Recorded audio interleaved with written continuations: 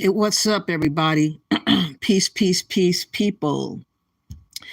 We're going to get into a little bit more conversation about Pan-Africanism. I found a video about a year ago whereby a group of so-called diasporans got on a platform talking about, I guess, Pan-Africanism. I have not heard the video, but I wanted to do a reaction with you guys about that.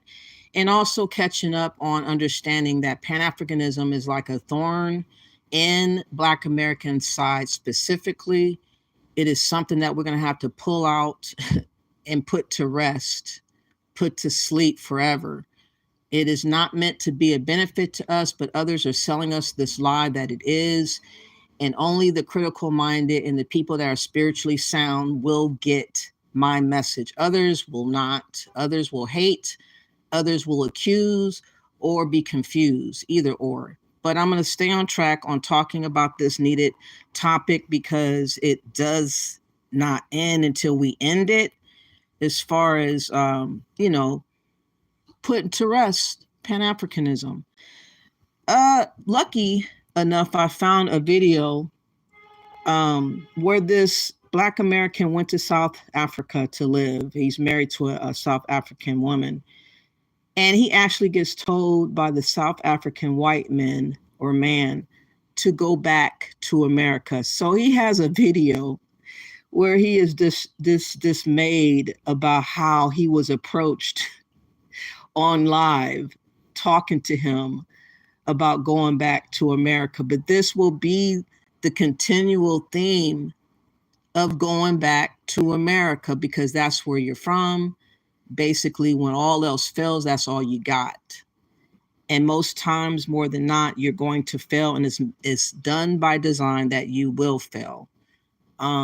It's set in motion. A lot of people already have seen the devastating effects behind trusting and believing in different ideas that does not set in stone to reality in real time.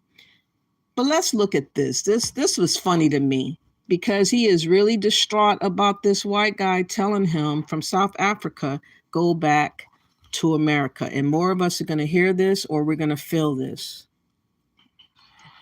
Welcome back to the channel, family. Make Africa great again. Sorry if I might seem a little down, but I had an encounter at the squatter camps that was very troubling for me. And I didn't know if I should share this video or not, because I didn't want to discourage African Americans or people within the diaspora from traveling back home to Africa. But I felt like I needed to share this video today because a lot of people share these same sentiments as this gentleman stated about me. And I just am very torn about this whole encounter, and it makes me very emotional. But I'm going to share the video with you guys. Let you check it out. He seems so soft and docile to me, not a very manly man at all. That's the first impression I get from him. Easily emotional, easily scattered, but with emotion, too much emotion as a man, as you can see. Anyways, because people can have their own opinion about how they feel about how you are in their country, as we should feel about people in America, these illegal aliens all over the place, all the cost that is causing, all the destruction and crimes that is increasing. We have a right also to feel a certain kind of way, and people are trying to take that away from us. And he comes to South Africa and he's confused that someone might not be as welcoming to him, a South African white guy. Check this out. And, I'm just going to share my 2 cents of how I feel about this whole encounter. So check it out, and I'll be back in a second. All right, you guys, I hope you enjoyed the video today. It was a very intriguing video where we were trying to educate you guys on what's going on here in these impoverished settlements with whites and blacks. You know what I mean? So, hey, come on, guys. Hey, don't you leave? You're from America. Why don't you go back? You've got enough problems on us to help government people here. Please, give your country, man. We've got enough trouble here. But I don't understand your hostility towards me. At the end of the day, I'm just as African as you are. Yeah, that's all the people. I'm just as African as you are. He has a posture of pleading. I am just as African as you are to a white guy, a South African. You are not as African as he is. You have nothing to do with South Africa. You're married to a South African woman, but that's about it. But look at how ridiculous this is going to look to him. Up in this country. Yeah, but No, you must go back. Rather than white people here, and it might become better here. But this is my country as much as it's your country. No, but hey, all you guys come from America to stay shit in my country. Why don't you go back rather? No. You've got enough problems from the people here. My advice to you is, if you have a problem with this country, maybe you should go back to Europe. No, I'm born in this country, so how can I go back to Europe? I've got nothing to do with Europe. But I just don't appreciate the disrespect. I'm African. What's your story? Wow, I'm just... He said, I'm African. What's your story? He broke it all the way down. Let me hear that again. That shit was funny. He said, what's your story? Oh, Lord. That was hilarious. Come on. How can I go back to Europe? I've got nothing to do with Europe. But I just don't appreciate the I'm only disrespect. an African. What's your story? Wow. I'm African. I'm more African than you are, just to educate. Yes, right now. I think, Jermaine, I think this is just love. So what do you guys think? That was my encounter. And He got slept. I wanted the guy to clock his ass to wake his black ass up. That would have been hella funny if he would have did a haymaker on his ass and dotted his eyes real quick as his eyes looking like that anyways. Go back to America. Clank. No, we didn't see that, but he looking like he just lost his best friend. Come on, y'all. Why we gotta be so goofy? Why? yeah. First off, I want to start by saying this. I went to this camp to learn about what was going on in these squatter camps. And my friend Isaac actually suggested that I should go there. So he goes to a squatter camp where people are upset, they're dismayed, they're impoverished, they're not working, they're on their own, they're asked out. He wants to go and showcase these conditions on their soil and gonna get and he feels really some kind of way about the guy checking his ass. Basically, he got checked by a South African white man. That's what happened. Go back to America. Because I wanted to go to the squatter camps where there was black people. But he said, a lot of times people already know how black people are suffering here in Africa. That's why I went there, was to get educated. Me and Nicole, we passed out money. We passed out food. And I'm the type of person, I don't like putting those things on camera, because I'm not doing those things for clickbait. And nothing against the YouTubers who do those things. I just feel like it's not up for me to share my blessings with everybody that I do. And I was, when I was doing these things, talking to people, I saw like some people's frustration with me being there. They found out I was from America. And I don't know if it was envy. I don't know if it was anger. I don't know what drove this. It was all the above, Negro. Goofy. I don't know if it was envy. Let me see what you guys are saying. He is too goofy for me first thing in the morning. Wow. What was he expecting? A happy cheers because he gave out money. He thinks that's supposed to buy him time to showcase however and do whatever he wants to do on the soil. And they were like, nah, we want you up out of here. You said sad I wouldn't be because I am American. Exactly. How you doing, Tyron? You said just as African as you are. I know. Go back to your country, Tyron says.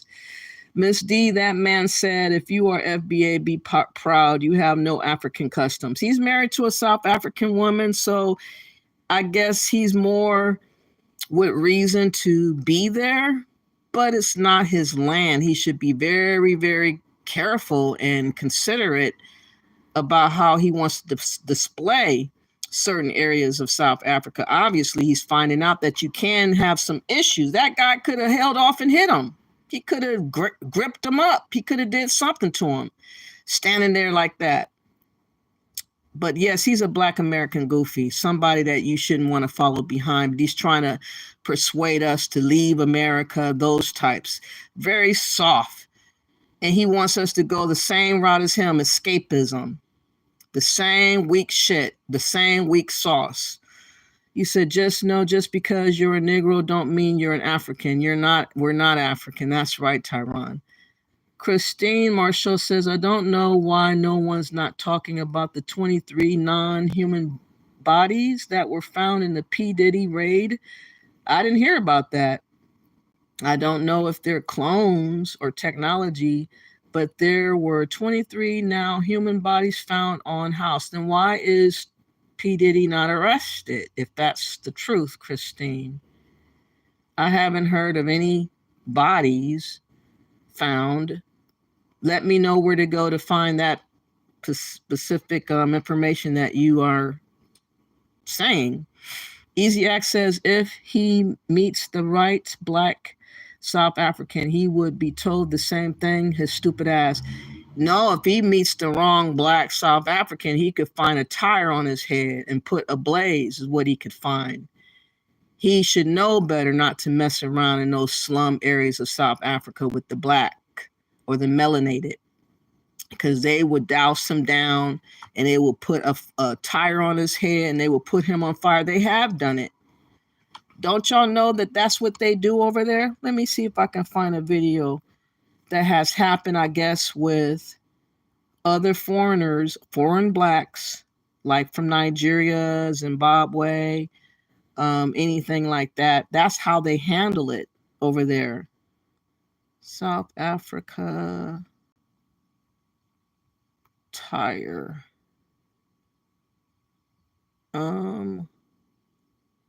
On person set ablaze. Let's see if that pops up. I've seen many videos as such. I hope it will showcase what they do, because it's something that they commonly do. In addition to, if you are a foreigner, they could do that to you, or if they accuse you of being a thief or a robber or something, that's the type of situation that you'll find yourself in South Africa. So luckily he wasn't so dumbed down. Praise God he didn't go that route, because he could have ended up really fucked off.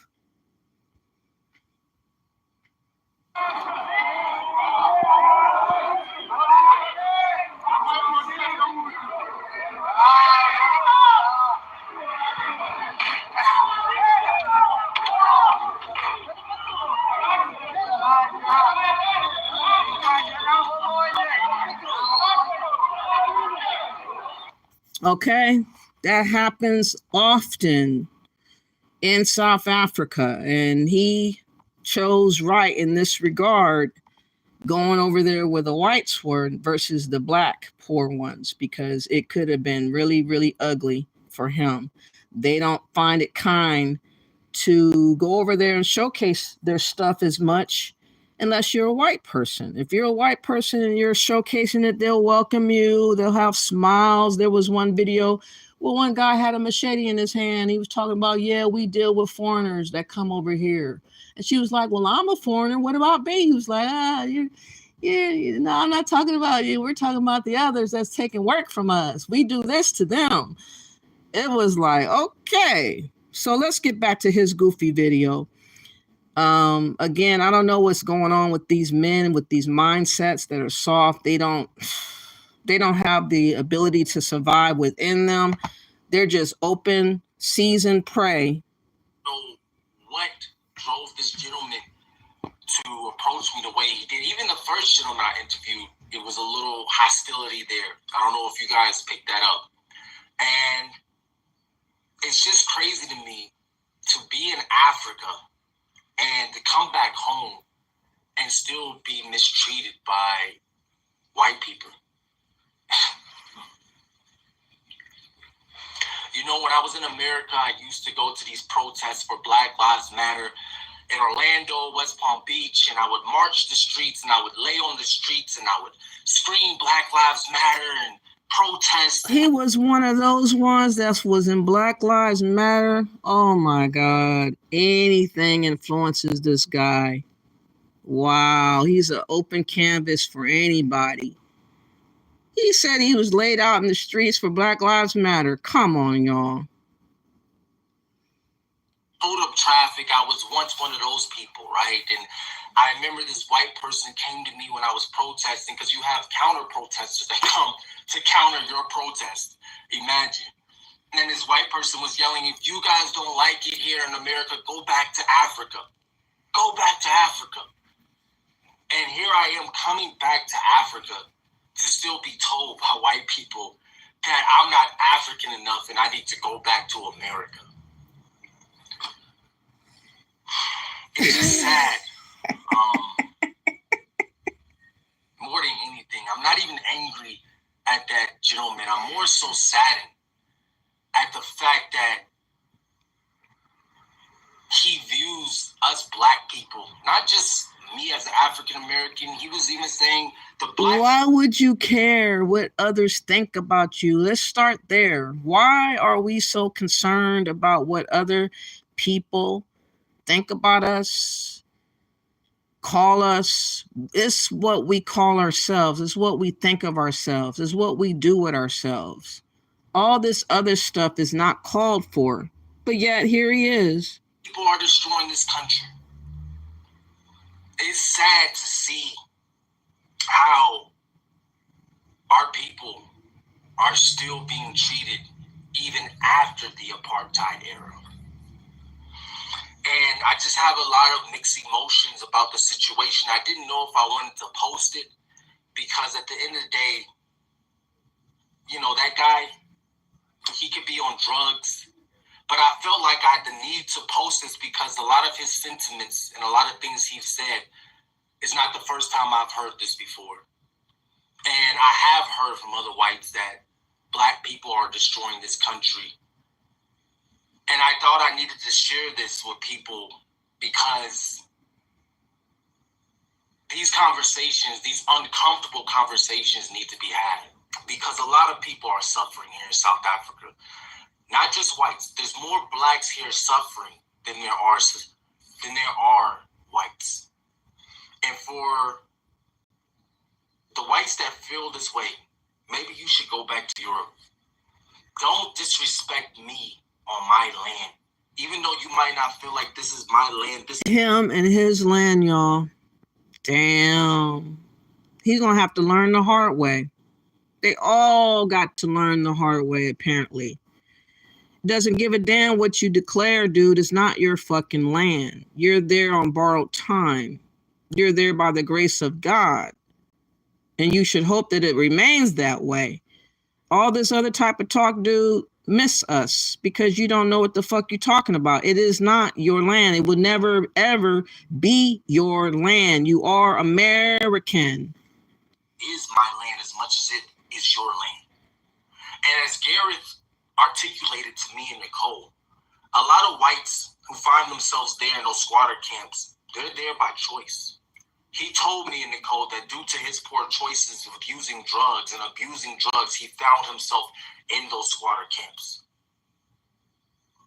Whereas a lot of black people who come here from different parts of Africa, who don't have papers, who don't have citizenship, they find themselves in those unfortunate squatter camps and in those unfortunate circumstances due to South Africa making it very hard for foreigners, black foreigners, to come here and thrive.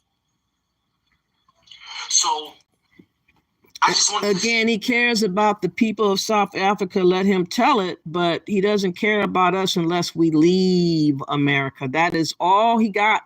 A suggestion for us. Let me see what you guys are saying before I continue. I think he's a little bit too wet around the ears. I think he's too soft, and I think he's too naive. And I think that a rude awakening, he's already been to jail. He got put in jail because he didn't have no bribe money when he got pulled over by the cops somewhere trying to pick up his wife or do something. He had no money on him. And because he had no money to buy out the cops, they put his ass in jail. I don't remember how long he went to jail, but his wife had to foot the bill. He's basically living off of his wife. He basically is a Mr. Mom, and his wife is the one that works as a South African. So he is like a bitch-made nigga. He doesn't pull no weight. All he does is try to sell us this go back to Africa. That's his job. Selling us Africa. That's all this goofy does. Pan-African talk. Weakens you as a man. Makes you look like a bitch ass. That's what he is. In my opinion, that's what he has become. Nothing about him spells manliness. Nothing. Let me see. Anyways, let me go back. Glad he had that wake-up call. I think he's going to need more. I don't think that that's enough for him, Miss D. How you doing? I don't think that's enough for him. You know, Tyron says Negroes don't have ownership over the word African or Negro or Black because it's their European words for the continent of people. Yes. You said, what the F is Pan-Africanism? It's a theology, a philosophy, a ideology, Justin, that is not affixed to reality on the ground. It's supposed to have this pretend unity shared among all Black folks around the globe, connected back to Africa somehow, having some stability and equality and unison to work to build Africa up, by the way, never minding yourself any longer in America no more, depleting your resources as you're an American, dreaming on going back to Africa, dreaming on building up some Wakanda in Africa, dreaming of getting land and building something in Africa, getting away from the Western powers, untying yourself to the Western powers and somehow making Africa great and big and powerful. And all this is supposed to happen with the unification of all Black folks with different ideologies, different thought processes, different cultures, different religions, different tribes. Tribalism is plaguing all over the place. Envy and jealousy of Black Americans is all over the place. All that's happening really is that we're being purged as Americans going over there to Africa. We're being bled dry of resources and left with hardly nothing, if nothing at all. We're getting scammed, unalived, sickly or missing or insane. Pick one. But that's the reality of going over there to Africa. That's the reality of trying to join forces with investors such as Dr. Eric Connor that is gouging us right now for a fake city called Wakanda City that she got from the movie Black Panther, and people are giving her monies. And we just have these types of people that are basically ripping us off, and they call that Pan-Africanism. But it's a debt trap for Black Americans, and it is a facade and a tool used to abuse and basically drip dry, in my opinion, Black Americans, because there is no benefit. There's nobody benefiting us. Everybody's asking us to do everything towards Africa, which leaves us with absolutely nothing. That's what Pan-Africanism is. Tyron says, a one-sided ideology of making all Negro amalgamated, I can't say the word, people in that continent, a copy of the Jewish diaspora ideology, making people one big homogeneous clump, monolith like white supremacy, which is lies. So racism, Justin says.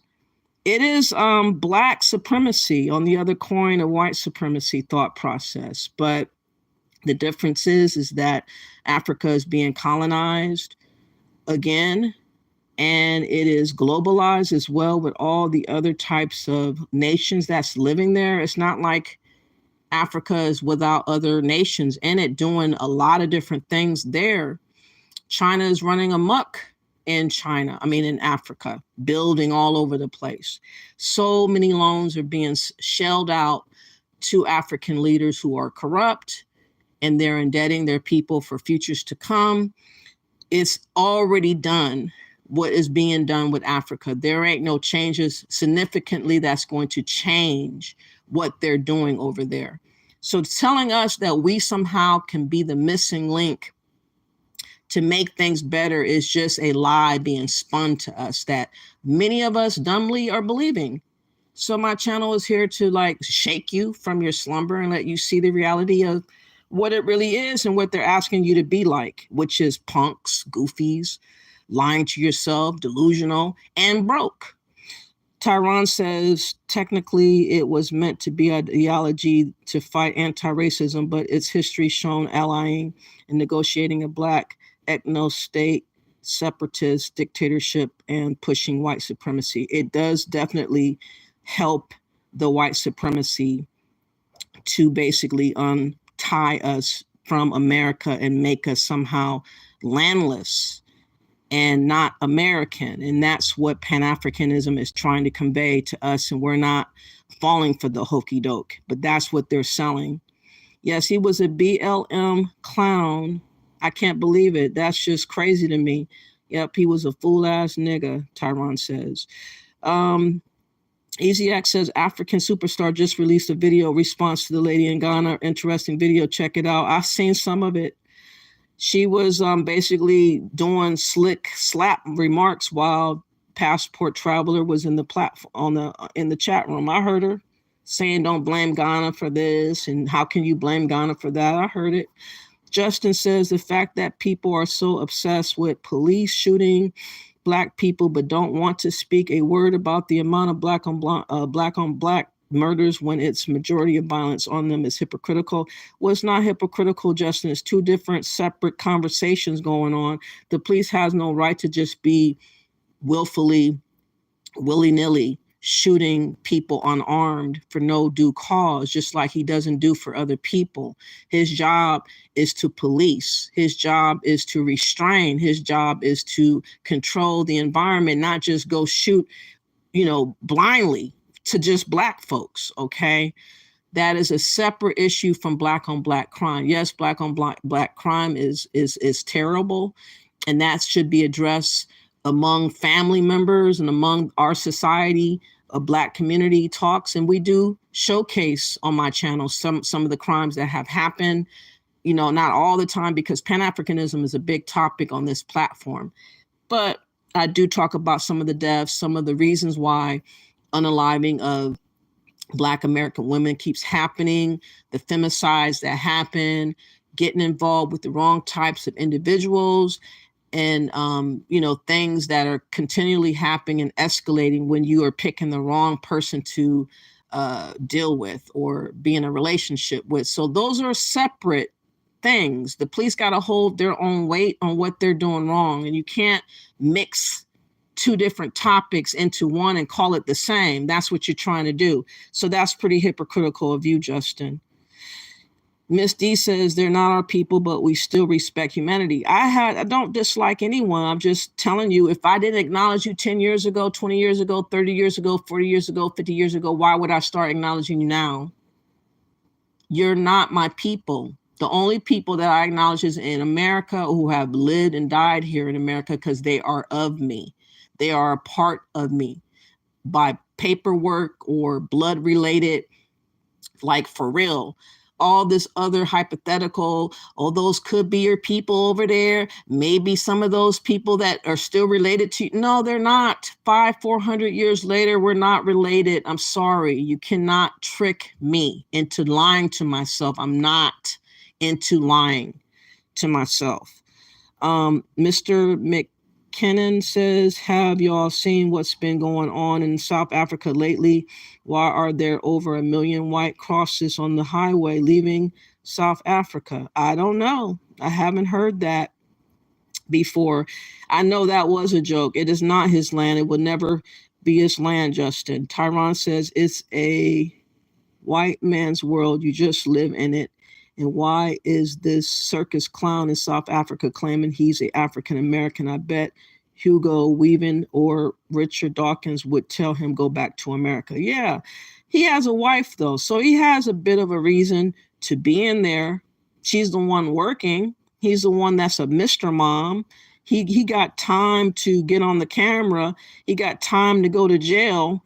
He got time, extra time for this and that and the other, because I don't think he's really working there in South Africa. So he's not practicing the way that a man should be, in my opinion, living in South Africa. He should be really working or doing something constructive other than trying to trick us out of wanting to be, in America. That's all he seems to be doing on his platform, criticizing America, saying how wonderful it is in South Africa and all this type of jazz.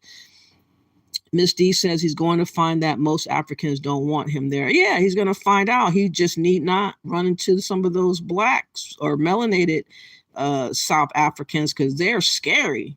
They are scary. Tyron says just because you're black don't mean Africa is your land. You're not indigenous to the Khoisan Zula tribes. No, we're not. Justin says, England isn't my land, but my ancestors are from there. Great for you, Justin. Tyrone says, white man's native to South Africa because they conquered those areas and mixed into those tribes and took it from the people. Black Americans can't claim anything in Africa because we're blood sacrificed by them. That's all you would end up being. That's how they look at you, as a sacrifice to them. How can this person basically advance my end? You're not looked upon as something to build with. How can we take from you and become better? That's it. That's all. Muchi says, do you believe we are from the Americas or Africa? Americas. That's what I believe. Mr. McKinnon says, I never once had to use a weapon against my victims. I simply used them against themselves. The yellow kid, world's greatest con man. Is that right? Huh, interesting. Tyron says, if you don't know who Hugo Weaving, Matrix actor, and Richard Dawkins out of Africa, British whites born. Okay, you're not making any sense again, Tyron. We American, Miss D says, yes. The word police means to pick up trash. Is that what it means? Black on black crime is just crime. Everybody does same race, proximity, crime. But it's not racialized when whites do it, Tyron says. No, it's not. And they don't forecast it as much. How you doing, Afro Goddess, my sister in the house? Thank you for sharing. I really appreciate you. I can't wait to do another live with you so that we could, talk about the migrant crisis and everything pertaining to our identity that seems to always circle around us, like we're the most important thing that's ever existed on this earth. It's like, my God, don't y'all have something else to do? Now, I'm not going to play this diaspora so-called wars.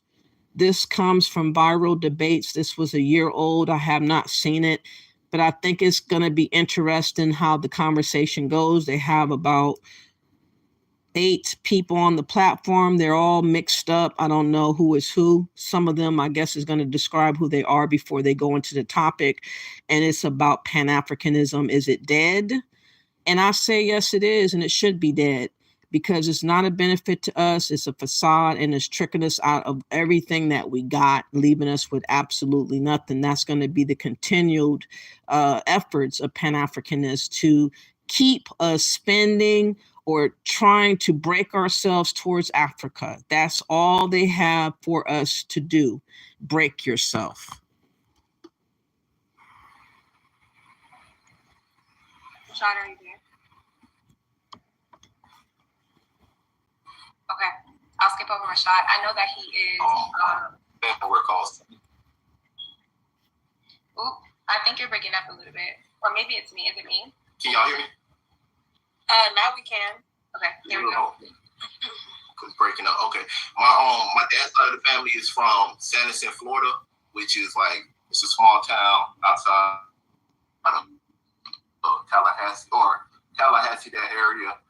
My mom's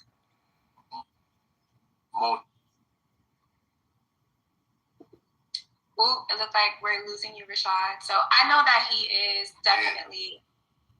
I have some family definitely from the Bahamas, and his family's from the United States. So I'm gonna talk about it. And then me, my mother's side, 7th gen, Black American. My father's side is from Jamaica. So hi, Shakira in the comments. So back to the question. Sorry about that. So you said you believe in Pan-Africanism. And it's the idea that we all should be unified. So you said that you believe in Pan-Africanism, Raina, because of music? No, I believe in Pan-Africanism because I like the idea of being unified. The idea of divide and conquer is very much real, and they have that divide and conquer aspect has already divided us in many different ways that is hurting the continent right now. So anything that has to do with unity or unifying us or bringing us together, I am 100% for. But the music and the aspect of food and culture was just one example of why I like the Pan-Africanism aspect of things. Okay. Does anyone not believe in Pan-Africanism? Does anyone feel like it's not beneficial to the diaspora? I would say it's not realistic, just exclusively on historical grounds, because African kingdoms and African nations helped Europeans establish the transatlantic slave trade, which was the cause of Afro people being dispersed throughout the world. And throughout the present day, those same tensions historically, they still resonate in the minds and hearts of people in African countries, as well as Afro peoples dispersed in the Western Hemisphere and elsewhere.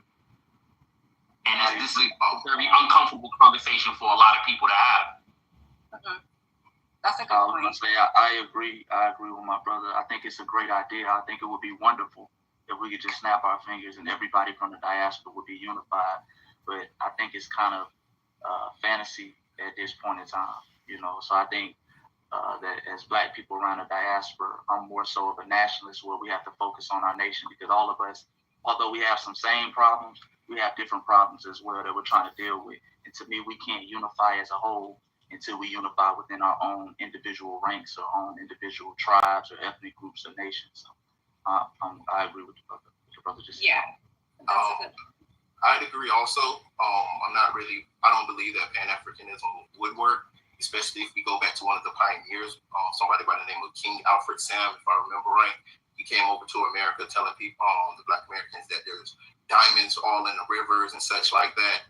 One group ended up having a voyage over there. Then on the second group, it collapsed, and then nobody knew what happened to him. He took all the resources and he just went off in the mist. And to this day, people have speculated. And that's how they always do us. And that's how they're all going to continue to do us. That's how Dr. Ericana is going to end up doing us. She's going to run off into the sunset with millions and millions of dollars.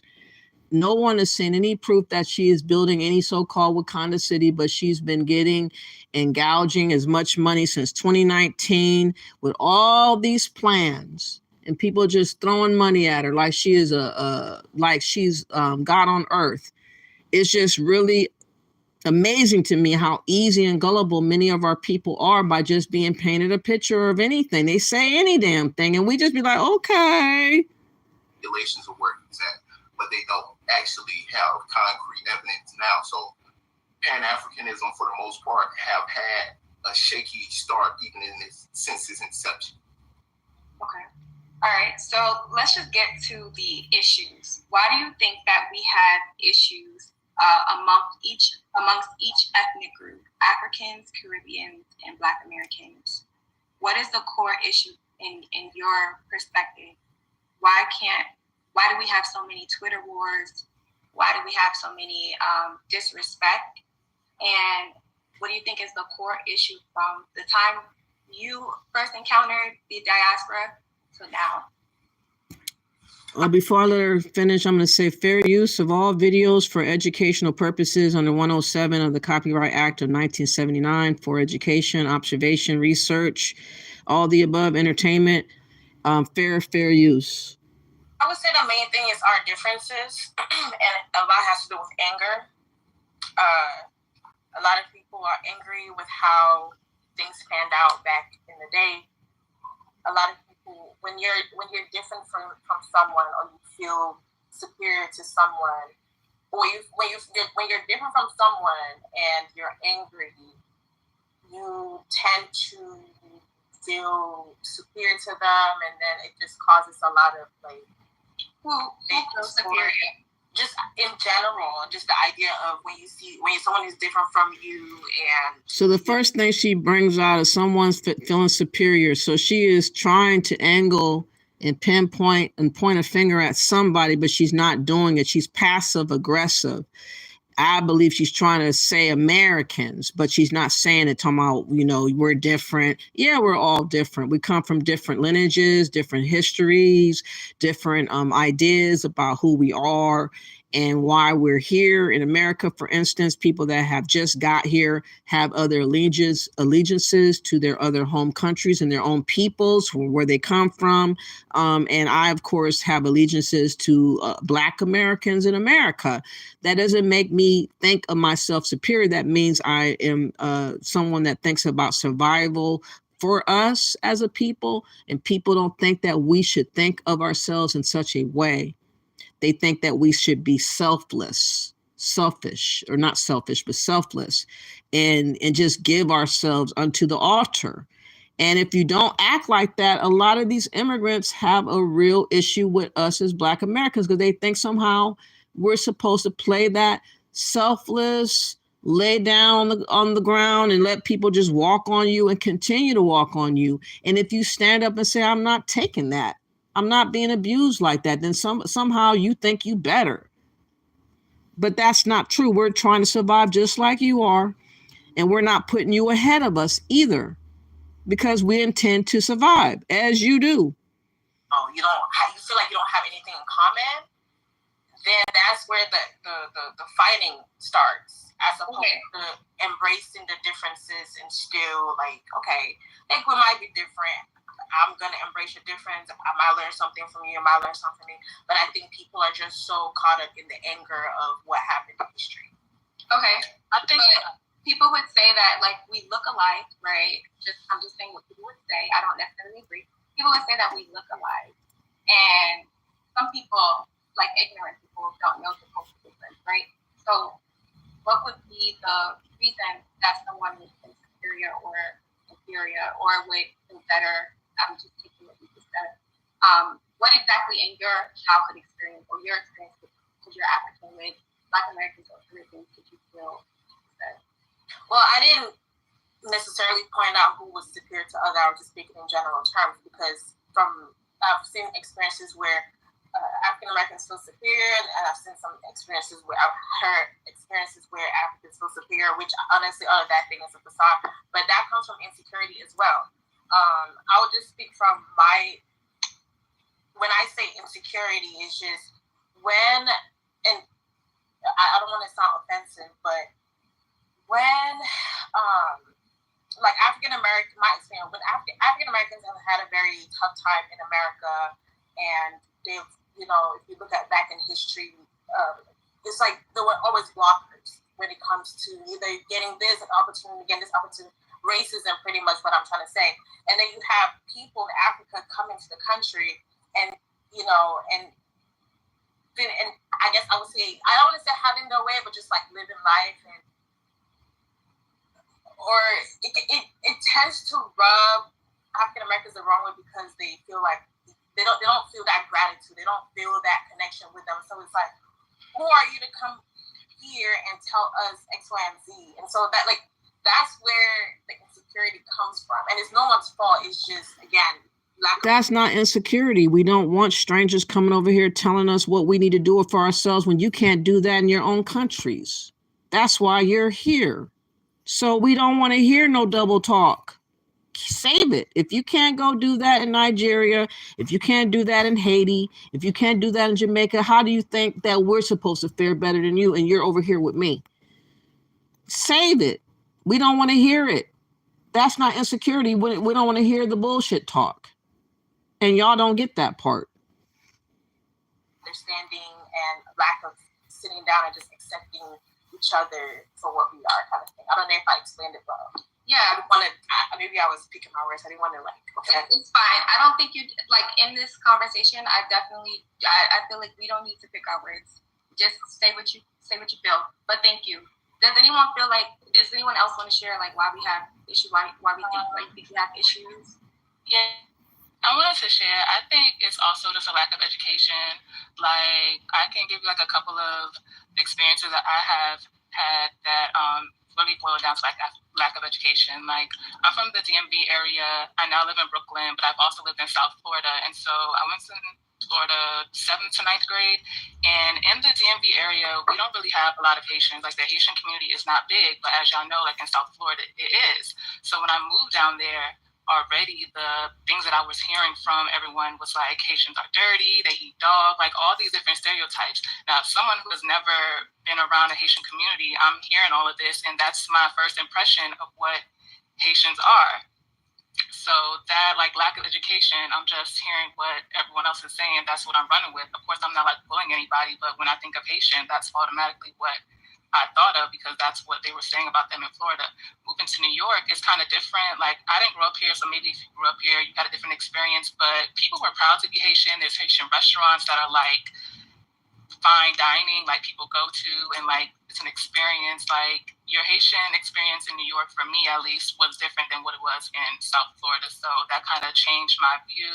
I have a lot of Haitian friends now. I feel like lately a lot of Haitian celebrities have come out and been like more proud. You hear about more Haitians in pop culture and in, like celebrities and stuff.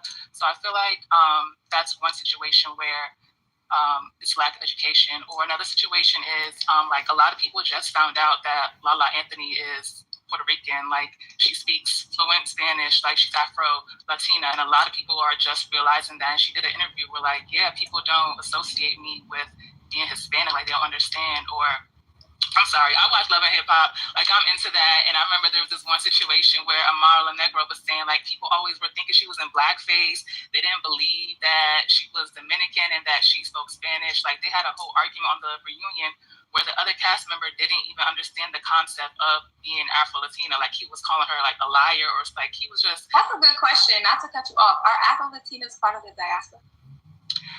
Like, absolutely they are. Like, Black people were dropped off all over, and Puerto Rico, Dominican Republic, all those Spanish-speaking countries are just another stop that they were dropped off at. Like, okay. I feel like even if you examine the concept Afro-American, unfortunately, a lot of people, they just relegate the term Afro-American just to mean Afro peoples in the U.S.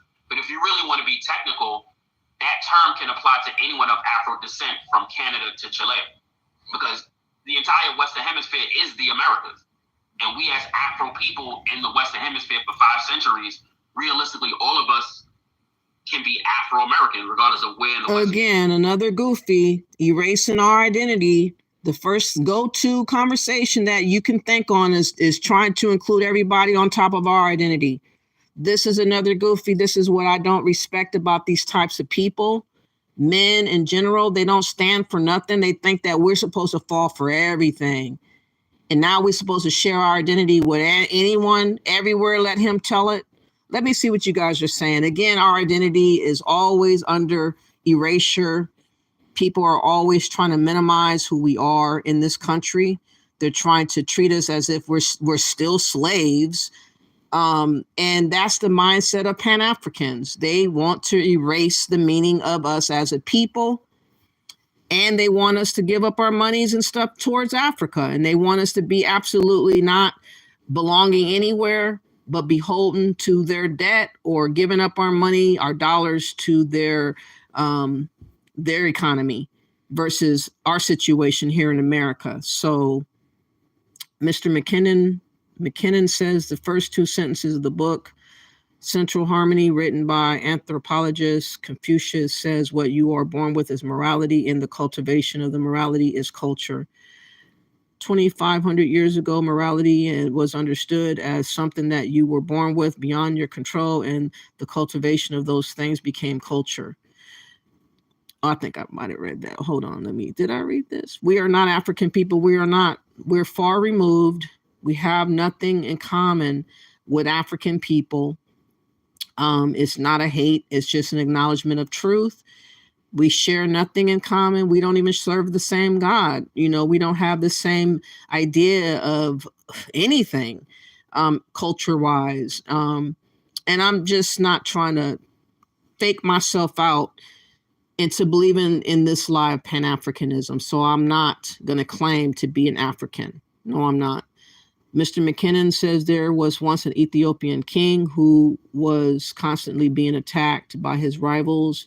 One day, his rivals showed up at his front door with an army, and the king invited him in and made him a guest banquet. I think I remember this story.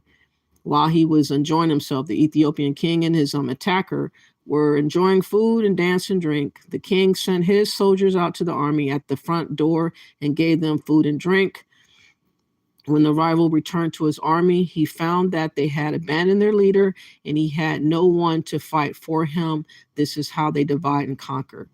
Yeah, I'm pretty sure. But we're not united. We've never been united as anything. We have always been scattered people within our own nationalities and tribes and all this other type of thing. For instance, what's going on in Nigeria, they're supposed to be the most populous African country. They're supposed to have their shit together more so than anyone. They should be the leader there in Africa as far as the economy and what their resources could mean. But instead, they have economic woes, leadership, corruption, all this type of thing, tribalism going on. So when you look at the reality of what is happening in Africa, there is no Pan-Africanism that exists. So the only thing that exists is in your mind as you're talking on platforms, comfortably in your living room, and you're dreaming the dream of unity. And just because you talk nice on a platform does not mean when you walk outside your door, that's what it is. It's two different things. And so let's show y'all what's going on in Nigeria as of late. A general strike demanding higher wages brings Nigeria to a standstill. Protesters say economic reforms have pushed more people into poverty. The government argues that they're necessary. So what's the root cause of the crisis in Africa's most populous country? This is Inside Story.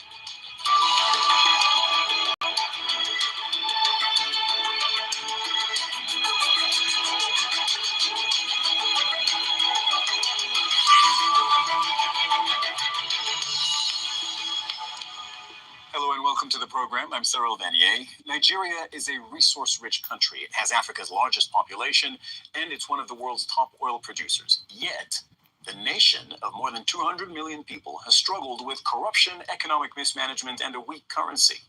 The general strike is once again drawing attention to these challenges. Union leaders want a higher minimum wage, and they blame recent reforms by the new president, Bola Tinubu, for making the economic crisis even worse. Tinubu's government has scrapped fuel subsidies and eliminated multiple exchange rates in the hopes of rescuing the economy. Can a general strike that has shut down the national electric grid and several airports force the government to change course on this issue? We'll put that to our guests in just a moment. First, though, this report from activism. Pressing forward with their demands, Nigeria's two largest unions general strike across several crucial sectors, forcing the closure of government buildings, flight disruptions, and power grid shutdowns. Talks with the government on a new minimum wage have collapsed. Now we're inflicting hardship on Nigerians, which is not the normal thing. So if it is government that is thinking about their citizens, I think they should rethink and we'll go back to the table. Unions say it's impossible to survive on the current minimum wage of $20 a month. Instead, they're demanding at least $370. Inflation has reached its highest level in nearly 30 years, jumping more than 10% since 2022. The worst cost of living crisis in a generation has left many Nigerians struggling to afford food. Some business owners in Abuja say they can't cope. You make good money in food, which was true, but now any money you make, you take it back to the market. It's as good as working for those in the market and not for yourself. It's the fourth strike to hit Nigeria since President Bola Tinubu took office in May last year. He was elected on a platform to wean the economy off subsidies. His government has slashed its assistance on petrol and electricity. It's devalued the national currency, the naira, which hit Nigerians hard. Ranked Africa's largest economy in 2022, the oil-rich country has slipped to fourth place. Mr. President's policies, his strategies, and his programs have turned the country in the right direction, upwards, growing. President Tinubu's ministers are urging patience. In the long queues of gas stations, Nigerians are left pondering how long they'll have to wait before their economic situation improves. Ibtisam Genford, Al Jazeera for Inside Story. Again, they are the most populous country in Africa, the most people, 200 million. And they can't get their shit together because they have a corrupt leader. They have a very tribalistic leader. And people think that we're supposed to unify with corrupt people that don't look out for their own people. And we're supposed to believe somehow that we're going to fare better than the actual Africans that are having it rough. And that's why they are escaping to come over here. That's why they're risking their lives to go anywhere but be in Africa. But somehow, magically and fantastically, Black Americans are still to believe and fantasize over this notion that we're to return to Africa and things will going to be all right. Things are going to just turn around. Everything's going to become better. We're going to be seeing all Black people, and all this happiness is supposed to just come out of what? Nowhere. As I said before, they have an issue with corrupt leaders. We have corruption in the Black community with Umar Johnson, with, I believe, a grifter as in Tariq Nasheed. Yes, he does say some good things that do apply to Black Americans that are not being talked about a lot. And his platform is being used to at least expose those things. That's why I still am subscribed to Tariq Nasheed, because the things in which he talks on is what I talk on, and he has a bigger platform to share that. But him making money on the side, how he's able to gouge the community and kind of like pimp them and keep them in his back pocket type of thing, I don't particularly like and care for. But like I said, these corrupt leaders such as Dr. Eric Kana, I want to show an older video of her when she was the past ambassador. And this is why she was in the middle of her corruption scheme. She was asked the question about what to do about corruption in Africa. And I want y'all to hear the mindset of these predator Africans who are now running amok, talking to us about investments, again, gouging us, dripping us dry, laughing to the bank, playing us like we're nobody. And everybody is not convinced of this woman still. But again, here's a video when she was the ambassador, when she was questioned about corruption in Africa. This was right before she was fired for fraud. So this was when she was in the thickness of her scheming as the ambassador to the African Union. So she was in her prime, so to speak, as the ambassador in this video. And I want y'all to hear what she had to say about the corruption and how she deflects on this question. Ambassador Chambari, the biggest frustration from many of the Africans I speak to is not that they do not recognize that there is corruption in other parts of the world, but they do say, in most cases, nobody is ever held accountable. People have come from countries where they've seen the plunder of state wealth. They've seen people blatantly stealing, but there's no day they get arrested. There's no day they get sued and made to pay, either by going to prison and their wealth taken away. Yet in a place like the United States, we've seen people go to prison for even just attempting to solicit for a bribe. They never even got it, but they go to prison 7 years, 10 years. So when African leaders are sitting in the African Union, do they discuss things like those? Like, how do we make sure we have institutions that can truly hold people accountable, including those of us in power? I can honestly tell you the decision to make this year the anti-corruption year, it took all that into consideration. The African leaders being very realistic and having conversations with each other to say this is a serious problem and internally we need to address it. That is being done. So are they discussing things like, how do you make sure you create an institution that it cannot be influenced by the executive, for example, that cannot be intimidated by the powerful and mighty in government? I mean, because without that, then this theme, this year is all just a slogan. Again, once the head of state gets into an agreement from the African Union level, we're now counting and hoping that we will have a policy mechanism to police the heads of states. Every 6 months, twice a year, the heads of states are coming back and reporting on the progress that they have made in fighting corruption within their countries. But let me take you back a little bit. While we are busy talking about this corruption in terms of what the actual leaders are doing at different levels, let's also look at the environment in which they are operating from. Let's take, for example, the Francophone countries. When you look at the limitations which were set up by them signing the Pact for the Continuation of Colonization back in 1958, when you look at the fact that none of these countries print their own money, and they're not allowed to, none of these countries, over 40%, almost 50% of their food is coming from outside. The countries, the contracts, private and public in those countries, the French companies have first right of refusal.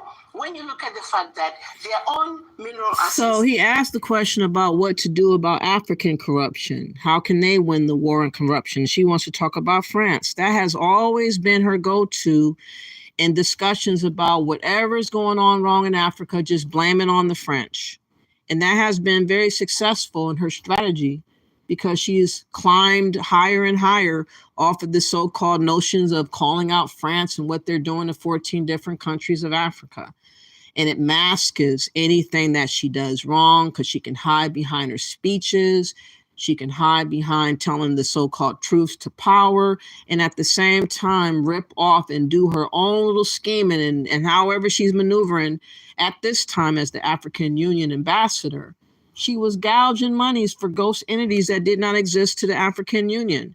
And she's sitting up here deflecting to France. But this is the mindset of these predator Africans who are scammers, who are corrupt. They're all in cahoots with one another. She is deeply in bed with the Ghanaian president and all the kings and all that type of thing, Ashantis and all that type of conversation. She has declared that the so-called African diaspora is going to build this fake-ass Wakanda city and other things. Stay tuned to all the different projects. I can't keep up with all the things she's talked on. She's talked on an array of things. She talks on anything and sells it. And people are believing that this woman is righteous. But listen to her. The oil discovered, yet to be discovered. The minerals discovered and yet to be discovered. France has the first right of refusal in order to sell those resources. When you look at all that, their own military is trained by France. France has a presence in those countries. They are completely controlled by France. Yeah, but what I'm saying is, when you look at the overall impact on those countries, what is being done, what is being stolen out of those countries by France? We're talking 500 billion in 1 year. I want a louder voice talking about that.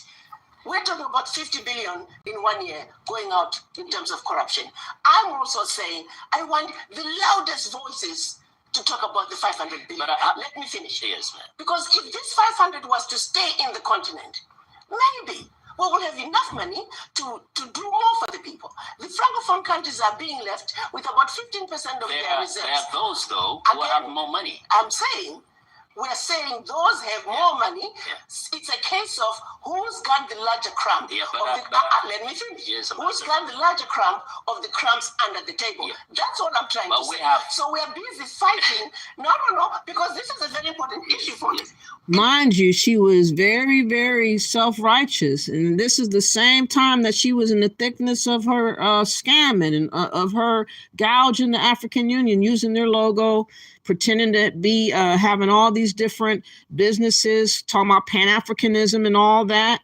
You guys go back to the videos that I did where I discussed about her. I read off why she was really fired and all those ghost entities that she proclaimed it was tied to African Union. They did not approve it. They did not even know about it. She was pocketing the money behind the scenes. And here she is being self-righteous, talking about, no, we should hold France responsible. We shouldn't go after the people that's pillaging the countries of Africa. We got a bigger fish to fry. But again, she was one of those people that was doing the deal of being corrupt. And she still is corrupt. She still is doing what she's been doing. She has not changed one tittle. She never stopped. We need to understand it as Africans for what it is. We are busy fighting over who got the larger crumb of the crumbs under the table. I am saying we should also take the bigger fight, which says I want the filet mignon on the table. I want the champagne and caviar on the table. Yes, the president got the larger crumb of the crumbs under the table. But let's take the conversation where it also needs to be and give that conversation the weight that it deserves. How about this as an example of a country where actually everybody could have a filet mignon on the table? I'm talking about Equatorial Guinea, which has the highest GDP per capita of any African country. Just 20 years ago, it was a poor country. It discovered oil and suddenly became a very wealthy country. Only 1 million citizens of that country. But the country's people are very poor.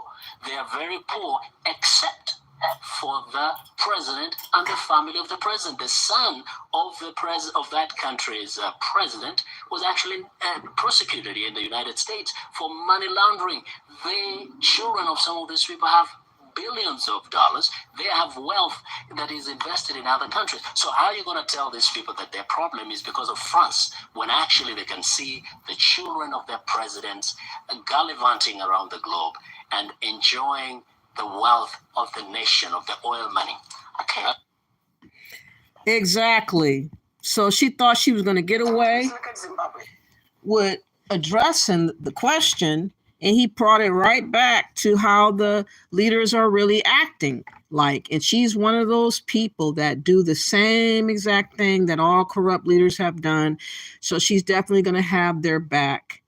And I have warned you about her. Please leave anything pertaining to the ADDI database, the ADDI alone, anything affiliation with it, anything pertaining to Pan-Africanism. I would be very leery that it's not linked up to what she does somehow indirectly, because she's one of the so-called key people that is representing Pan-Africanism. She's one of the key people, y'all. So I'm pretty sure she will find her way. She's already found her way onto the African Diaspora channel. She has found her way on Go Black to Africa's platform. He has endorsed her. He outright said go to her platform, said what it was, what website to go to sign on and everything. Unvetted, unvouched for, but he vouched for her.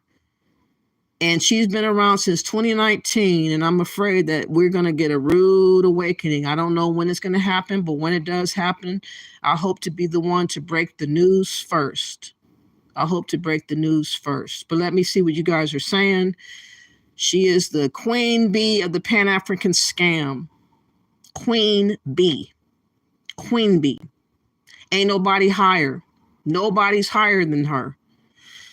Okay, let me see. How you doing, Four Rivers? Thank you for coming through. Yes, Pan-Africanism should be put to sleep. So should the term diaspora. Exactly, Four Rivers. We're none of the above. But that's a way of trying to make us feel like we're part of something. And some people are falling for that bullshit, man. They're falling for it. Easy Access. I remember about 15 years ago, I started watching a YouTube show called The Atheist Experience. It taught me about discernment and think more logically about life in general, not just religious cults. Exactly. You have to have, in my mind, some independence about you to be able to see all sides of things by yourself. That's not influence or somehow made to, because some people that you associate with, they'll have, unbeknownst to you, influence or try to direct you in their direction of thought. And you might stop being true to yourself and your own ideas and thoughts.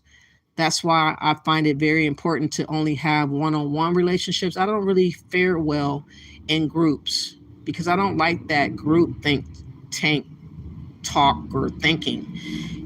Let me see. Four Rivers says globalism and Pan-Africanism has probably caused all that inflation in Nigeria.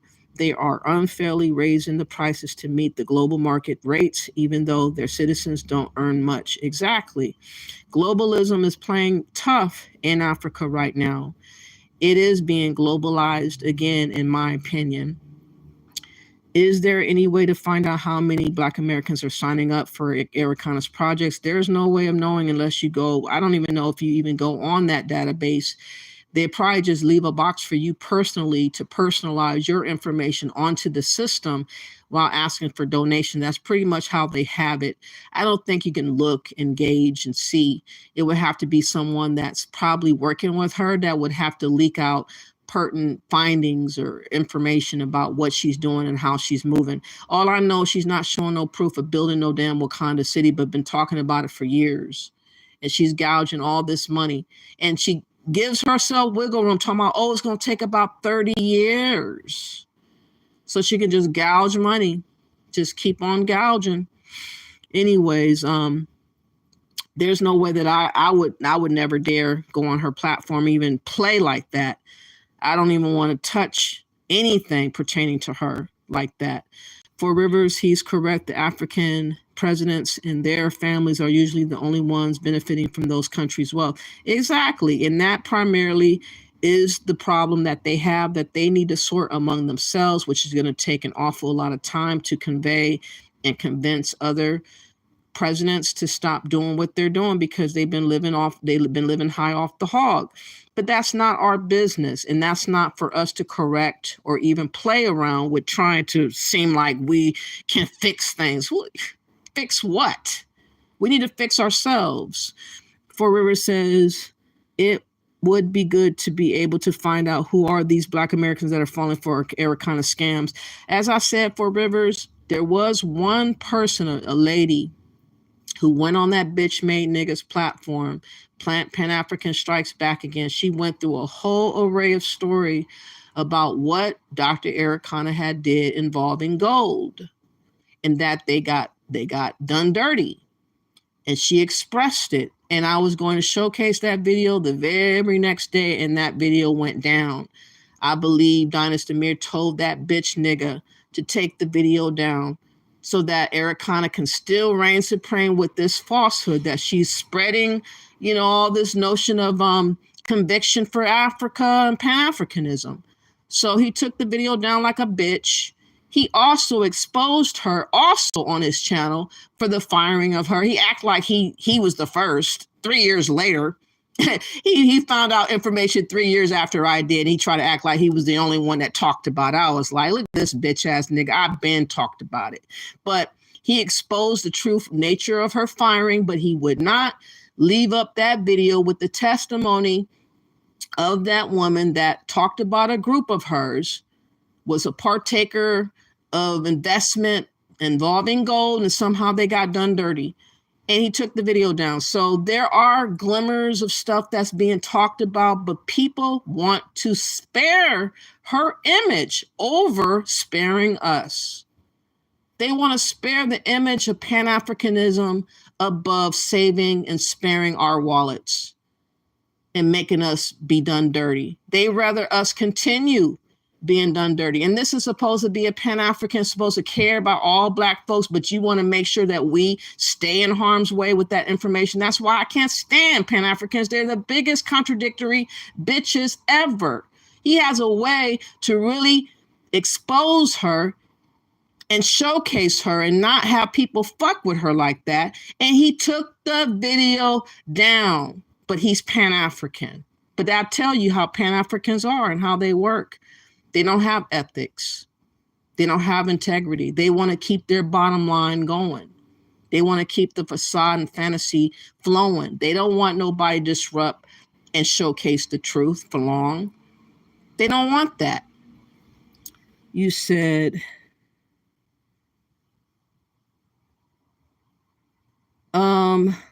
that's what the Department of Homeland Security should be involved in. A foreigner shouldn't be allowed to present projects to U.S. citizens without having first been vetted by U.S. officials, especially if you already been indicted or been fired for fraud. And this information was submitted to the Washington state, or was it called the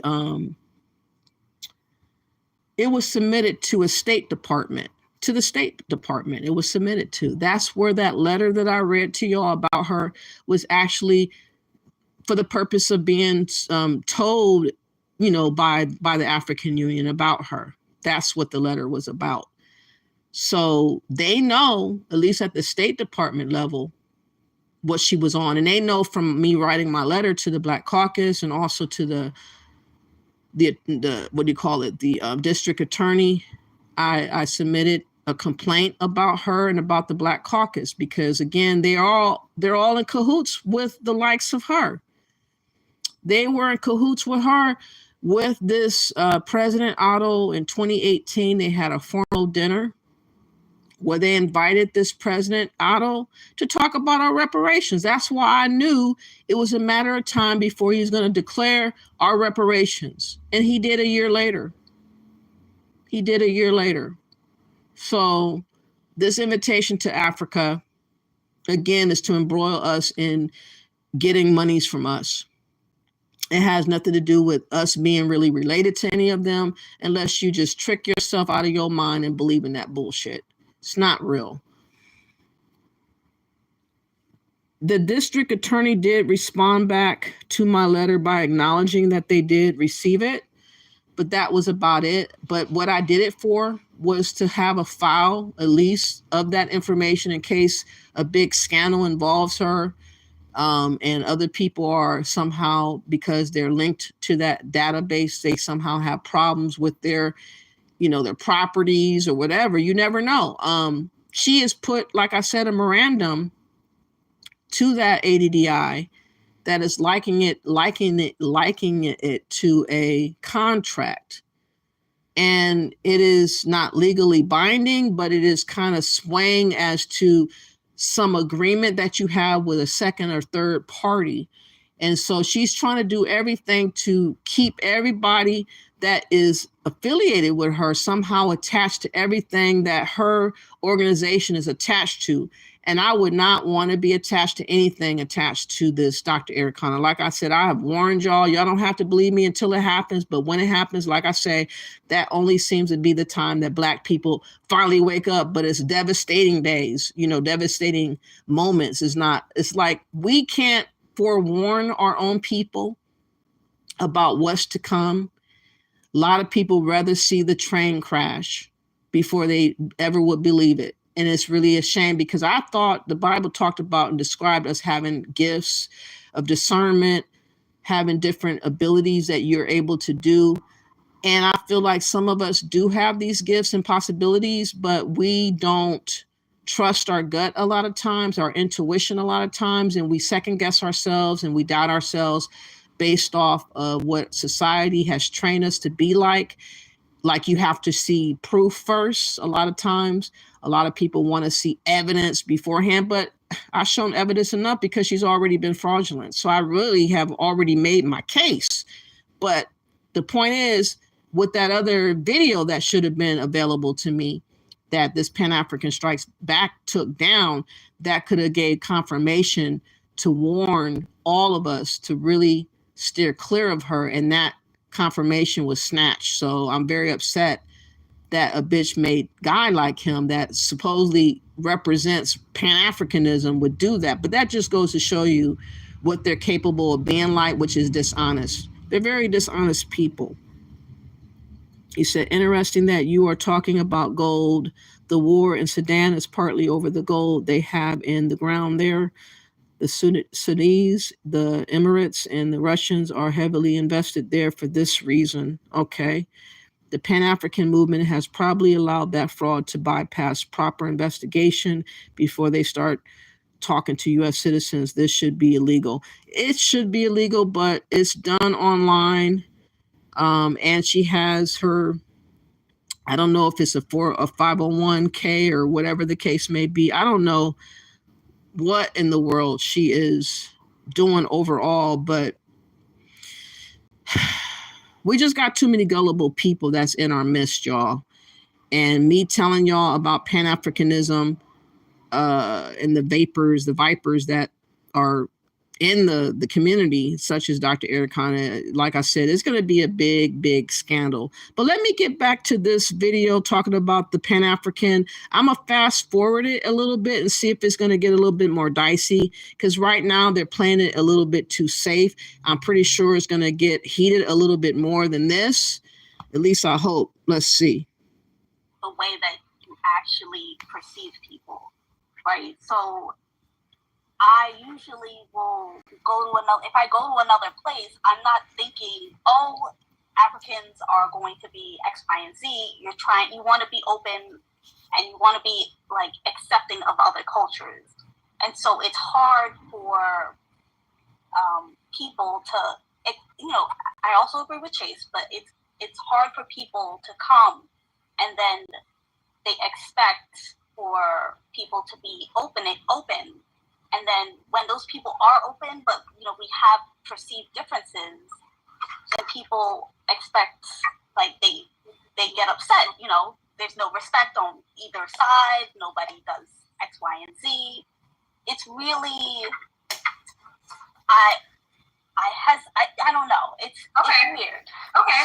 So I'm gonna go back to Ryan. I'm gonna let you respond. I'm gonna go to the next question. So which group is the most xenophobic? So we were talking about slurs and terms, and you are disputing. You are saying Akata does not mean cotton picker. It's not an ethnic slur. That is what you're saying. I'm saying it's not.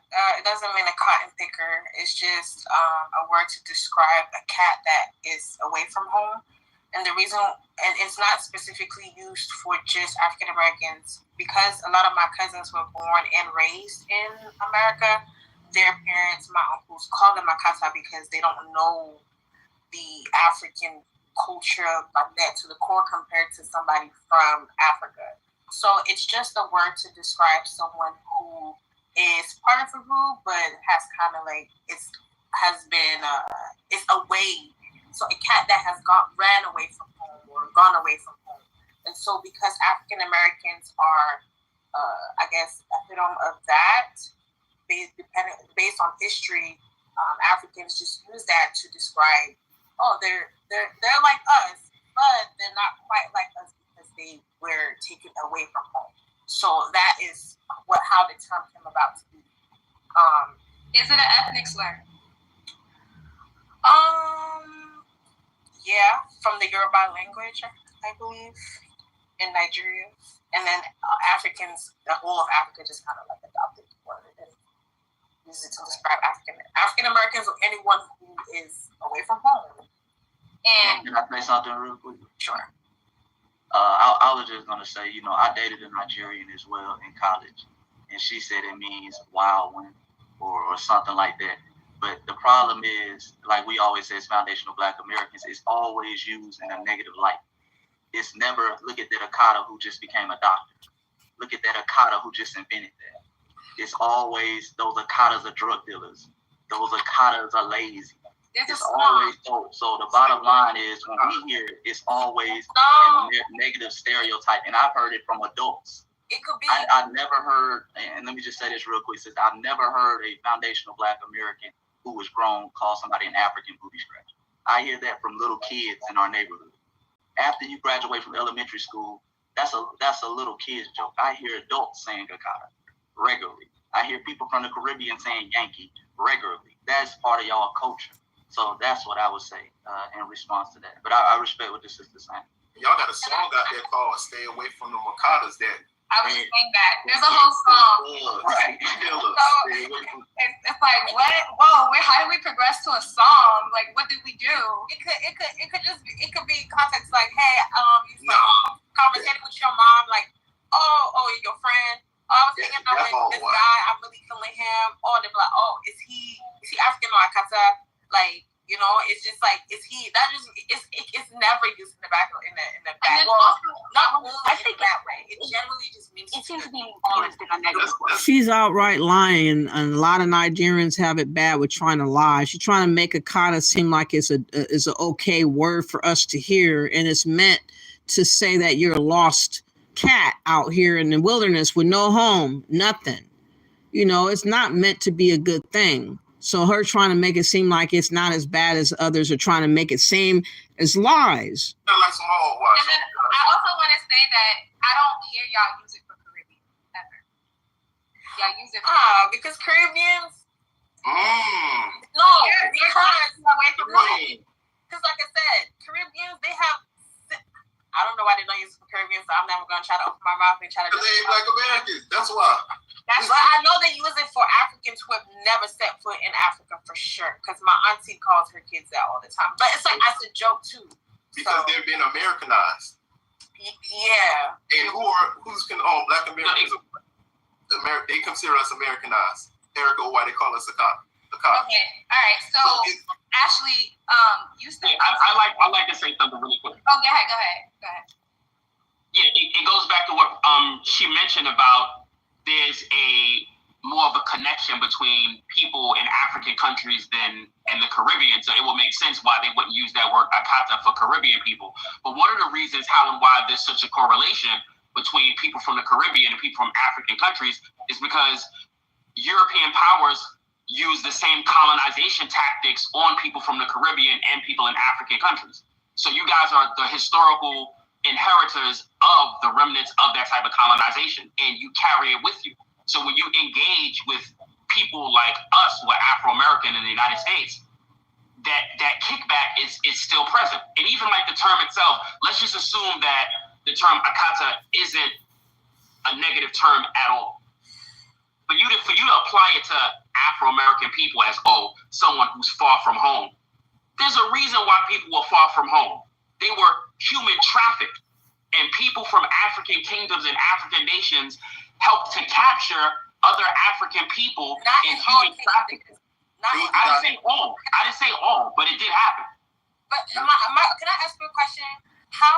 Why do African Americans always pinpoint that Africans are the ones who sold them to slavery as opposed to seeing it as because you did. Because it was a business. Again, this is a Nigerian trying to trick us out of what we're thinking on and tell us what else to think about. First of all, why do you believe the white man's history so much? I went to boarding school in Cameroon, and I learned that one of the tactics that they used to get Africans in the slaves in the ships, they stole them literally.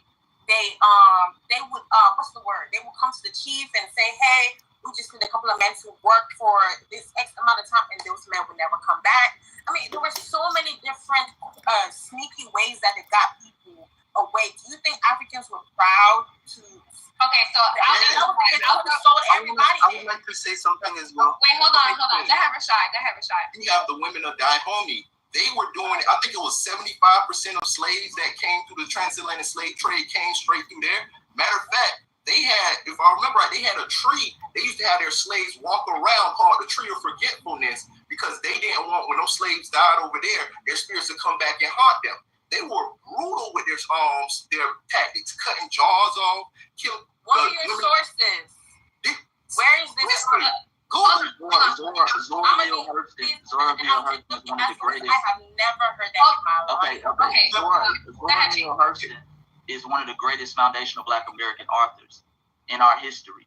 She went down and interviewed a brother by the name of Kojo Lewis in Africatown. Africatown is in Alabama. She got this story from him. She asked him, how did you get here? He said, the women of Dahomey ran through my village, took me. The next thing I know, I was on a ship. Right. So that's a Black American. That's all Black. That's a whole Black story. Zora Neale Hurston. You can look up that story, and they still have their town in the Mobile, Alabama, right now called Africatown. I think they just did a Netflix special on. Yeah. That's one of the stories. My bad. It's called. You can go to Netflix and watch Descendants, and it's about the Kuju descendants and the people that were kidnapped. Also, Ridoshi. She's another woman kidnapped from what is now today Benin, that country, or Benin. And my grandmother's lineage comes from Alabama, not specifically from Africatown in Alabama, but like somewhere that's not too far, Livingston. So you can find that information there. But just to answer your question, I think from my history that I've done, there is some type of disconnect between, I can see why you would say there's disconnect between Black Americans and Africans versus Caribbeans and Africans, because based on my history, when we were transported from Africa, right, it was a point where we were being kidnapped, just like the Kuchu story, but it wasn't at the rate as Caribbeans. So basically, Africans came into the Caribbean at a later time than we did, if that makes sense. So like, we were coming to the United States, what is now the United States, in the 1600s, 1700s, 1800s, and then it kind of trickled down and we all became Black Americans. But in the Caribbean, people were still being imported, and they have, it is said that they have a connection to Africa because they were able to keep their language and things of that sort. Over here, we were being breaded. We were like 4 generations away from Africa at that point. So I can see why there's a disconnect. But in hindsight, I would think that there would be a higher connection between Black Americans and Caribbeans because we both experienced chattel slavery in the same violent way. But I think because Black Americans experienced systemic racism after slavery, time after time again, there's that disconnect where you guys don't get it. You guys, like William just said, you guys don't understand. And I think it's funny when we speak to South Africans, for some reason, South Africans understand the Black American experience a little bit more because they experienced the apartheid. And that's the vibe I get. But I think overall, like the history, another point is that your parents come here and you guys don't study the history of Black Americans. You don't study how Black Americans laid the foundation for you all to come here in the first place. And it's automatic. Why aren't we accepted? And it's like, you don't have to be accepted. I hope that y'all know that. Like, we don't have to have open arms for everybody that walk over here, especially when you walk over here, you look like us and you spit on us. Like, you don't have to automatically be accepted. And I think that notion is kind of selfish, because if I were to walk into a Caribbean country or African country and expect to be accepted from day one, that kind of sounds a little bit like I'm expected to be praised in a whole person's other land. If you come to Africa, even if you're not expected to be accepted, we're gonna accept you from the jump. Again, Nigerians tend to be great liars. Not all, but far too many. She's a lying Nigerian. Let me see what you guys are saying. Talking about you guys would be accepted wholeheartedly. Yeah, if you got money that they can take from your ass, they're not accepting you otherwise. They look at you as slave babies. We already know how you guys really look at us. Let me see. I'm going to go back up. The Pan-African movement is probably allowed that fraud. Okay, I read that.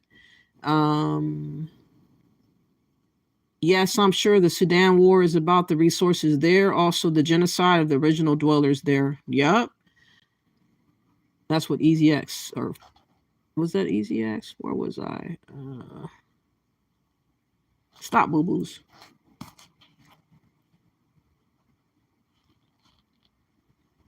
Okay. Oh, Four Rivers says, I'm sorry about that. Four Rivers says, yes, Akata don't mean cotton picker. That was Hollywood's way to cause division among Black Americans and Africans at a time when large populations of Africans was migrating to the United States in the 80s. Okay. See, I'd never heard of the word until I came online. So I had to learn rather late. Miss D says that is a slur. They try to explain it away. They know we are not the sell to the highest bidder. Yeah, they will. Easy Access. Four Rivers says, or so they think. Many times the West provide guns for those African groups to wipe each other out, and then they come in and take the resources. Yes, they do. Miss D says they are the lost cat, if you want to be real, because they flee around the world, and indigenous Black Americans is anchored in the United States for centuries. Facts. They always want to lie about selling some of us. Yes, they do, Miss D. And Four Rivers says, what? African town is probably a fraud trying to act like Black Americans have a memory of African heritage. Oh, please. I guess that's what that's supposed. I don't know. I've heard about that place, but I never really researched into that. to learn about the history of Africa Town. I don't know if that has to be related to the last so-called slave ship that was founded based off of that. I don't know. Let me know if y'all know. No Caribbean slavery started first. No Caribbean slavery started first, Four Rivers says. Okay. Kidnapped, we was sold, Miss D says. Caribbean slavery was far more brutal and longer, Four Rivers says. And Easy X says, what you say is true about the guns, but I really don't care anymore. Are Africans that dumb? Claiming superior intelligence just proves that Pan-Africanism is not on the continent. It's not. Now, what comes to mind is Adonis was talking with some melanated British folks. And of course, our question of who we are and where we come from always comes up. I want you guys to take a little break and take a look at this. Fair use of video. You consider yourself black? Yeah? Answer this one question. And then I'm going to go interview them. But we have to give a shout out to the people that supported through the super chat in the last video. Here we go. Straight into it. Boom. Corgi gave the $5 donation, gave me a lesson, TikTok. Thanks, Lazy Coco from Chicago. I'm glad that these videos can actually inform people on a huge scale. We have another one. Boom, Gloomy Clock Gaming. He's been here for a couple years with the £4.99. You're killing it right now. No, we're killing it right now. We gotta inform the world. And Cyber Dine with the $49. Oh, let me. Oh, they have to start off like that. Hold on. Hold up. Don't want all that. New knowledge. Here we go. What's the black national anthem? No Baby Freestyle. No Baby Freestyle. All of my brothers together. That's funny. Everybody says that. I don't make the rules in it. Yo, pull out your phone. Pull out your phone. You got internet? What do you got internet? Pull out your phone. Google the black national anthem. What is it? There is no such thing, no? Huh? There is no such thing. There's no such thing? National anthems are usually associated with nationality. Being black is not a nationality. Let's see. Lift every voice and sing. Yes. You're not black. You're African, right? No, I am black and I am African. No, you can't be black and African. Talk to me. Educate me then. All right. In America, black people are associated with being black Americans. You, in Africans, associate yourselves with tribes. You're from Congo, you're from Nigeria, you're from Ghana. You don't say you're black. You say you're from a particular tribe. What tribe are you from? I'm from Ghana. What tribe are you? Ghana. That's what I'm saying. Actually, let's take it deeper. I'm actually a Khan. Ah! So you can be from Ivory Coast and be a Khan. You can be from Togo and be a Khan. See, you know that. You know what I mean? See, you see what I'm saying? Only in America we associate ourselves as black Americans. It's something that they put the label on. But Africans in particular, they've always said their tribe. It's only become a custom now in today's age where black Americans became I would assume, we can all establish that black people internationally, when people think of black people, they either think of Africans or they think about black Americans, right? So because I can look at your face and kind of identify where in Africa you might possibly be. Where am I from? I would say Angola, Congo, Cameroon, Central. Angola, yeah. Cameroon. But you should do a DNA test. I will when I get back to America. Yeah, you can do it here. You don't have to wait all the time. Again, that's the first thing that Africans try to tell you, where you might come from and who you really are and all this type of jazz. They really would like to have the authority over our identity, and we're not going. Those tests do not make up the true nature of your tribe. You are from America. We're multi-raced Americans. We've been here for hundreds of years. We are a whole new ethnic group that people don't want to acknowledge. They want us to pretend like we're something that we're not. And these Africans are very much into all of this, take a DNA test, suggesting to us what we ought to do to try to connect to them and worship them. That's what they want us to feel so bad about ourselves and get those tests. And it's just sickening what we're doing to ourselves. My family's been in America for over 400 years. So I go back generation after generation after generation. But that's crazy. A lot of people say that the Americans don't know where they're from. Why? Because y'all don't. Huh? You don't. Why? Why do you think that? I lived in the States. I'll be real. It's just, I don't think Americans care enough to find out where they're from. Proud to be American. But you guys don't even know where y'all from. I know exactly where I'm from. The census wasn't created. I can go back longer in my history to know where I'm from than you can because your country itself never documented your history. That's a fact. Correct. That's a fact. I can pull up my family history right now and go as far as 6th generation. Yeah, I can go. I got 400 years. I go farther than you. That's incredible because they documented it, right? So it's crazy that a lot of people say that Americans don't know where they're from, but it's like, no, we know more about ourselves than you guys know about y'all because they never documented your history. That's a fact. Africans. The African, or the people that control Africa, let's say that. Them. Them. You understand? I disagree with you. How? I disagree with you. Come closer. How? That noise is loud. How? Just because you didn't have the census.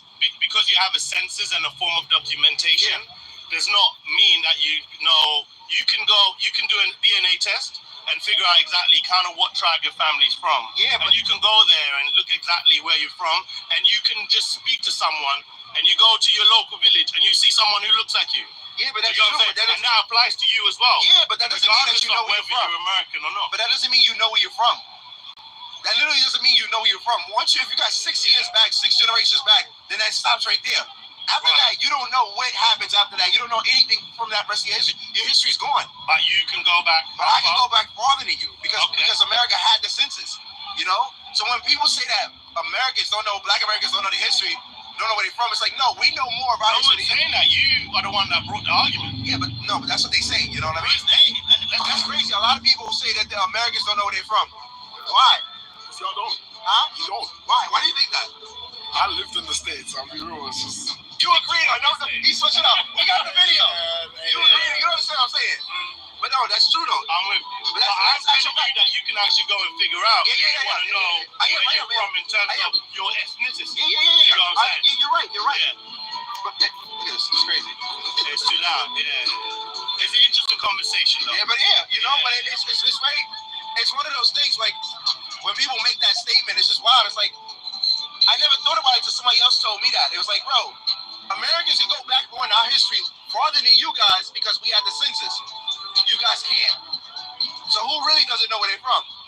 Nobody's saying that you don't know where you're from. Well, that's crazy. A lot of people say that the Americans don't know where they're from. Why? Because y'all don't. Huh? You don't. Why? Why do you think that? I lived in the States. I'll be real. It's just... Again, Africans can't seem to get it that we don't care about that so-called roots movie or any other story about Africa. We're not worshiping Africans nor Africa. You know, that ship has sailed, and we're not going to act as if they're more superior to us, and they get upset and frustrated when we don't. That's what I've observed by a lot of these conversations with Africans. They really want us worshiping them.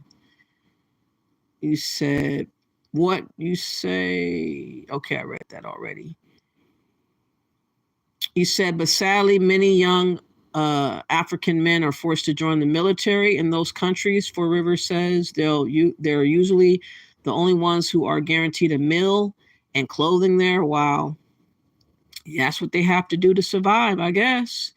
You said once they get drafted in the military in Africa, they get food and clothing, uniforms. They are also allowed to pillage, grape, etc. What? Oh, no, that's jacked up. Four Rivers also says Black Americans weren't thinking about where they were from until the propaganda of the slave trade and the fake movies roots. Exactly. We never even had a thought about it.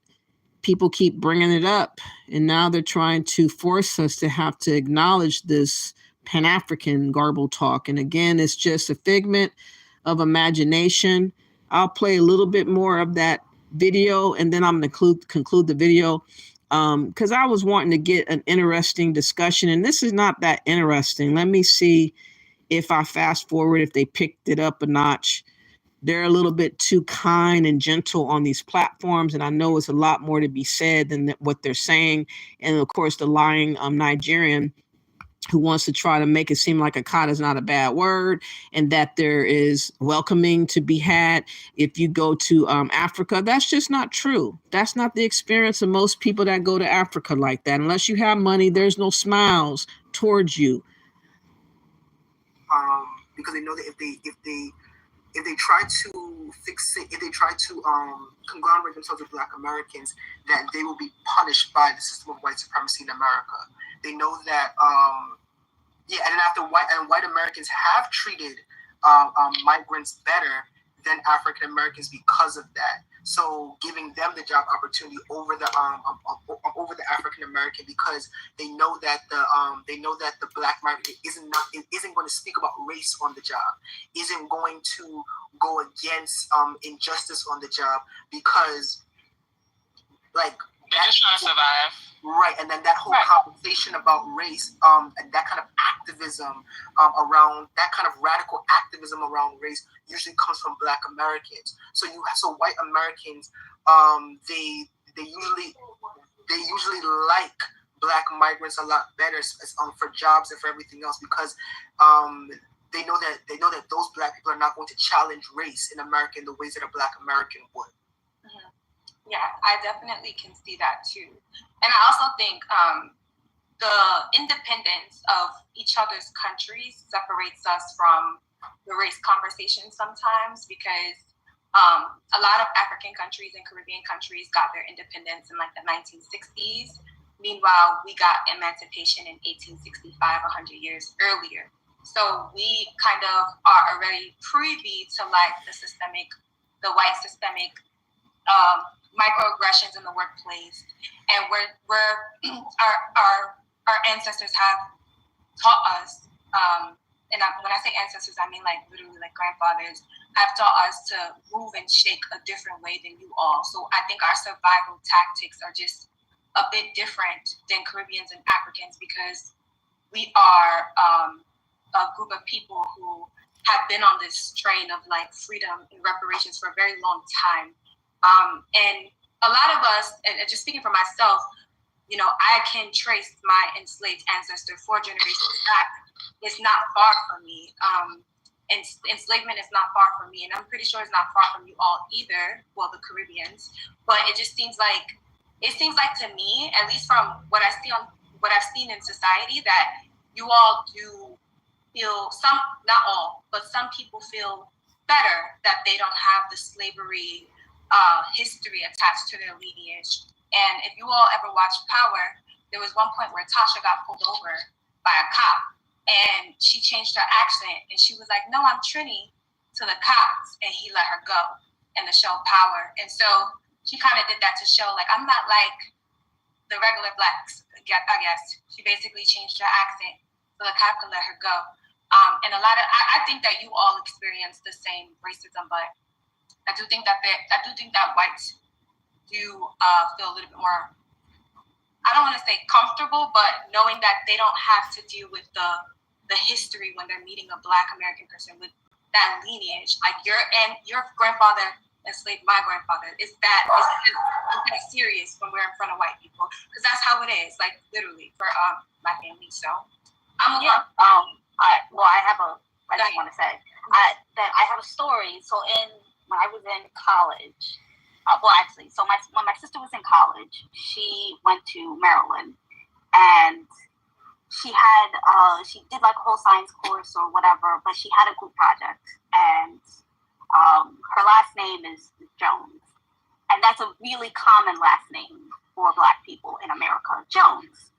But she also ran into a guy who is white who has the last name Jones, right? And so already that connotation of like, oh, your family might or may have owned my family at some point, right? There is that like stigma of, yes, like, oh no, this is not how this is gonna work, right? So you're already gonna have that tension when you're in that group project with working with. So all I'm finding from this platform is that they're trying to trauma bond off of, you know, we all in this together, but they're not saying anything that is given an argument that Pan-Africanism even exists. It's just showcasing that we are different. We have a lot of things that we are not familiar with immigrants coming to America, how they act and how they're looked upon versus how Black Americans are looked upon and treated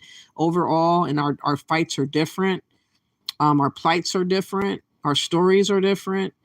And these differences, in my opinion, overall, just showcase that we're all on our own. And who's going to trust first? Everybody is expecting Black Americans to just, again, trust everybody, give benefit of the doubts, keep extending yourself thinner and thinner and thinner.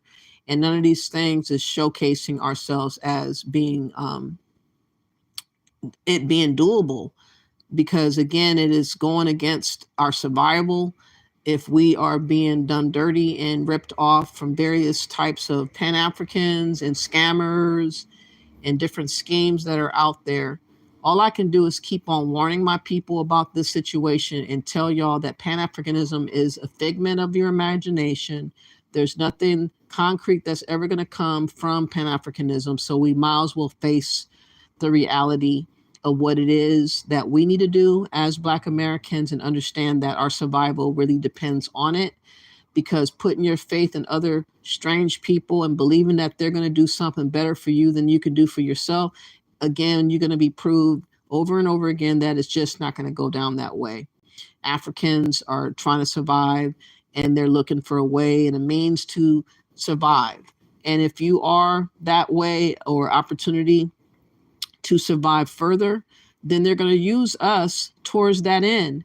And that's exactly what's been happening. So that is not Pan-Africanism. That is basically them using us up and spitting us out bit by bit by bit. And I hope that we will wake up to the notion that Pan-Africanism is just a tool used to basically trick you, Black American, out of money, out of your identity, and out of your mind. So let's just share the video.